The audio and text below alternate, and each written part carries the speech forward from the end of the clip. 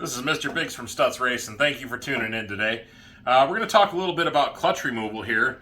Occasionally we get that question. We get a new guy here that wants to take their new mini bike that they purchased new or used, and they want to replace the clutch.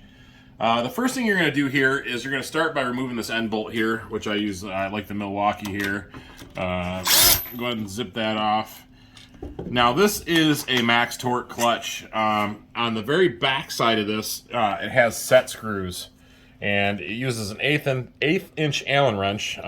Just inside here, there's one here, and there's one on this side as well.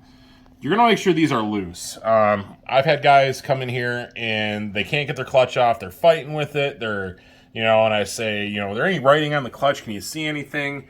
And they go, yeah, it says max torque on it. Instantly, I know that 99% of the time they got this front bolt off here and they don't have these loose on the back. So if you have a max torque, or if you're not sure, just double check and make sure that these back ones, they're loose, because that'll hold the clutch on there. So for all intents and purposes, I've already loosened them. It's just gonna slide off. It has a keyway in there. This one only has one key in the back here. And I'm gonna jump around here for a second. There's also another brand that we carry. It's called Hilliard. This one does not have those screws. This one, as you can see, there's just the bolt on the end. It's a double keyed clutch. So essentially what that means is when you put that bolt on the end on the shaft here, it holds this all on, and you have to put some spacers on the back to keep it aligned. Sometimes they don't come off this easy. Let's say this one was on here for several years. It's got several hundred miles on it. You just can't get it apart. You have to resort to kind of some more beefy tools. So this one here is just a regular good old drop forged puller. You'd put the puller on kind of similar to this right here. I'll show you guys how this goes on. More or less do it like this and tighten it down, and then this will pull the clutch off. Now, I've seen guys do that with this tool here, and they can't get it off. And what happens is they start breaking the clutch apart. They'll actually start bending it. I've seen them actually pull off this hub. Sometimes they're just that stuck. I mean, it's just the reality of it. You're going to have to spend a little time, apply a little bit of heat. Me personally, I've had that happen. And what I'll do is I'll break this literally almost all apart. Or on this one here, this outer part will come on and this part will be stuck on. And you're left either with just this piece, or you're left with just this piece with the teeth on it. That's when you got to call in the big boys. That's when you got to get in there with this, make sure you have the proper size grinding wheel on there, and then you have to kind of cut that rest of it off. And then what I use is a flat punch, or a punch that can get in there and split that collar apart. Once you do that, generally it comes off.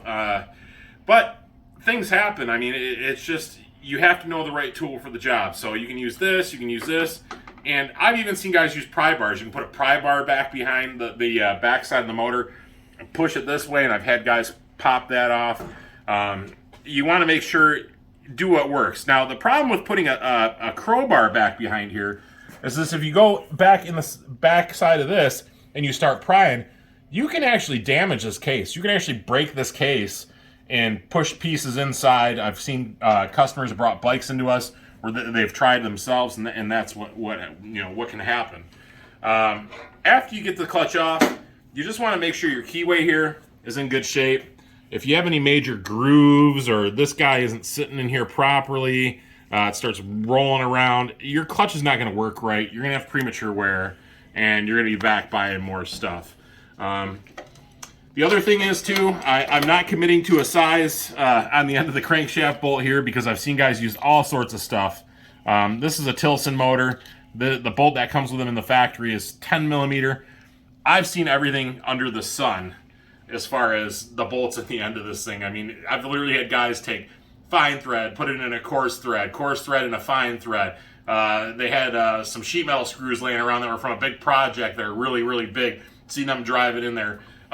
Always, I can't stress enough, use the right bolt in the end of the crankshaft. It can save you a lot of time and a lot of headache in the future. So this really concludes the clutch removal segment of this video. Again, if you have any questions, reach out to us. We are the biggest Hilliard distributor in the States. We got great pricing on them. Check them out. They're on studsracing.com, and we'll see you next time. Thank you.